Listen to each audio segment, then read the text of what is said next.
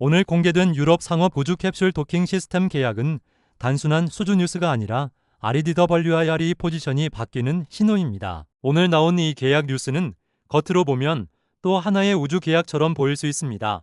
하지만 주식시장에서 중요한 건 뉴스의 빈도가 아니라 그 뉴스가 기업의 위치를 바꾸느냐입니다. RDWR가 유럽 상업 우주 캡슐의 도킹 시스템을 맡았다는 사실은 이 회사가 이제 실험과 가능성의 영역을 넘어 실제 운영되는 핵심 인프라 공급사로 들어왔다는 의미입니다. 이런 변화는 실적보다 먼저 주가에 반영되는 경우가 많습니다. 시장은 숫자가 나오기 전에 구조를 먼저 평가하기 때문입니다. 특히 우주 산업처럼 초기 단계의 산업에서는 누가 살아남을 회사인가를 판단하는 과정이 주가의 방향을 결정합니다. 이번 계약은 RDWR가 그 후보군에 확실히 포함됐다는 신호로 작용합니다. 이번 계약은 유럽 상업 우주 기업이 개발 중인 캡슐의 국제 표준 도킹 시스템을 공급하는 내용입니다. 표면적으로 보면 수천만 달러 규모의 계약이지만 시가총액 관점에서 이 금액 하나만으로 주가가 움직인다고 보기는 어렵습니다. 하지만 시장은 이 계약을 단기 매출이 아니라 반복 가능한 수익 구조의 출발점으로 해석합니다. 도킹 시스템은 캡슐이 운용되는 한 계속 관리되고 업그레이드 되어야 하는 영역입니다. 즉, 한 번 계약이 체결되면 추가적인 기회가 자연스럽게 따라옵니다. 투자자들은 이 구조를 보며 매출의 지속성과 가시성을 함께 평가합니다. 이런 계약은 주가에 있어 단기 상승뿐 아니라 하방을 지지하는 역할도 합니다. 도킹 시스템은 우주 산업에서 가장 실패를 용납하지 않는 기술 중 하나입니다. 발사체는 실패해도 다시 쏘면 되지만 도킹 실패는 미션 전체를 무너뜨릴 수 있습니다. 그래서 이 영역은 기술 검증과 신뢰가 확보된 기업만 참여할 수 있습니다. RDWR가 이 역할을 맡았다는 것은 유럽 측에서 기술적 안정성을 인정했다는 뜻입니다. 주식시장은 이런 신뢰를 단순한 기술력이 아니라 진입장벽으로 평가합니다. 진입장벽이 높을수록 경쟁은 줄고 이는 곧 마진 구조 개선 가능성으로 연결됩니다. 투자자들이 이 계약을 긍정적으로 보는 이유는 바로 여기에 있습니다. 단순히 매출이 늘어서가 아니라 경쟁 환경이 유리해졌기 때문입니다. 이번 계약이 특히 주목받는 이유는 국제 도킹 표준인 IDSS를 기반으로 한다는 점입니다. 표준을 따른다는 것은 특정 프로젝트에 종속되지 않는다는 의미입니다. 미국, 유럽, 향후 상업 우주정거장까지 동일한 규격을 사용할 수 있습니다.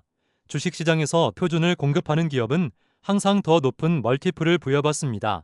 표준은 시장의 크기를 제한하지 않기 때문입니다. 이번 계약을 통해 RDWR는 유럽 한 곳의 수주 기업이 아니라 글로벌 우주 인프라 시장의 플레이어로 인식되기 시작합니다. 이런 인식 변화는 실적 발표보다 훨씬 빠르게 주가에 반영되는 경우가 많습니다. RDWR는 발사체를 만들지 않습니다.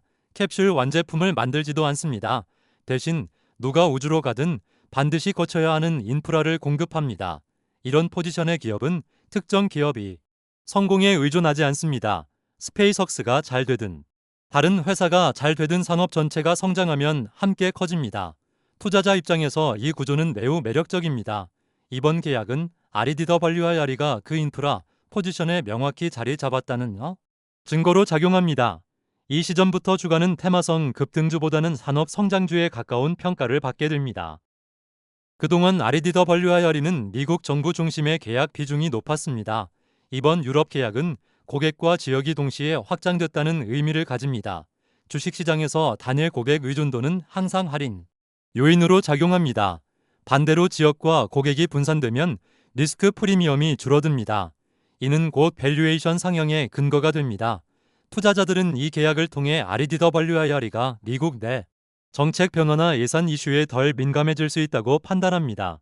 이런 구조 변화는 주가의 변동성을 낮추는 방향으로 작용합니다. 과거의 RDWR는 연구와 개발 중심의 기업으로 평가받았습니다.